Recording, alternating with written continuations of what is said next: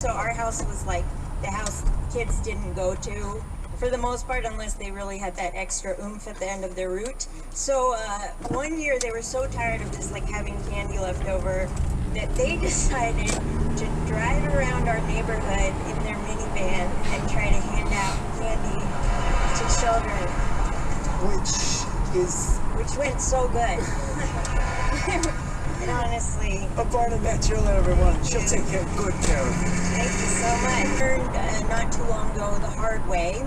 There is no way to pick up pills that you've spilled on the ground without looking like a total human red flag. You know, there's just no way to be like, huh. Oh, this is what I'm... It's like if you see something, say something. What if it's you? I will say my favorite thing I've ever seen walking around New York is very simple and poetic. It was just a trash can thrown out in a garbage bag. Trash can thrown out in a garbage.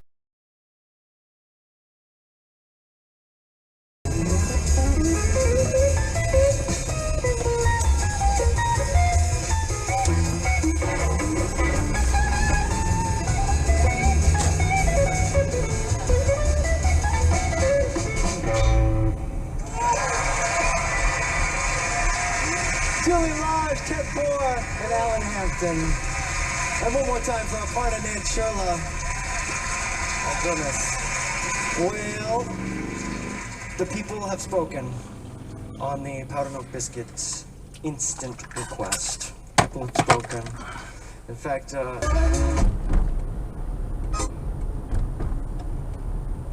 Time 11:30. Will the GOP's health care bill live or die? Vermont Senator. You believe in choice.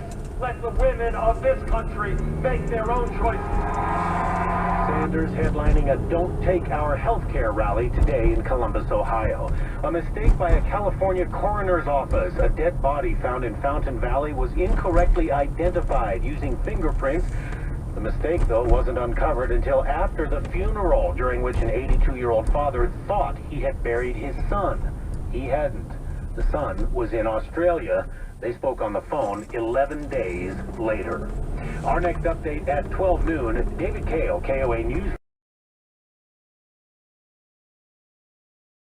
It just gets on top of you because the more you think about it, the more you think, oh my God, you know, it's just a horrifying picture of what happened in Grenfell, and you just picture it happening here. And yeah, I it's suppose just not right. the statistics are just overwhelming. I mean, we've mentioned 34 tower blocks. They're only the ones that have been tested.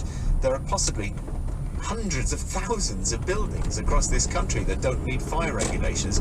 Should there be government money to moved here, and that is that public housing is woven throughout the city. People are all in together, they muck in together, rich, poor, but this has kind of, you know, made it appear to be a veneer of sort of inclusion and... Yeah.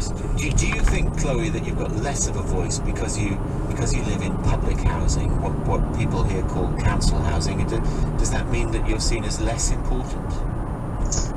I suppose so, yeah, because I feel myself that I've been fobbed off a little bit by Plymouth City Council or Plymouth Community Homes, because every time I've sort of raised concerns and saying, because we had a fire back here in February, there was no fire alarms that went off, there was, you know, nothing to suggest that there was a fire outside until me and my partner realised that there was 4 or 5 fire engines with more around the corner and people chucking stones at our windows shouting get out. So Chloe, heavens, tell us more.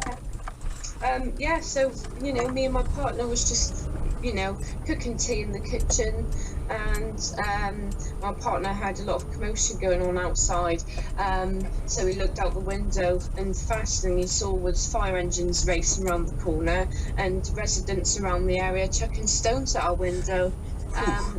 So where was the fire? The fire was on first floor, so we're on third. And you had to run down the stairs. Do you buy this idea that what happened at Grenfell Tower is a snapshot for the state of British society, or is this overstating it? Well, there's a real problem of inequality in Britain, and there's a real problem of just not building any houses. I mean, the houses in Grenfell.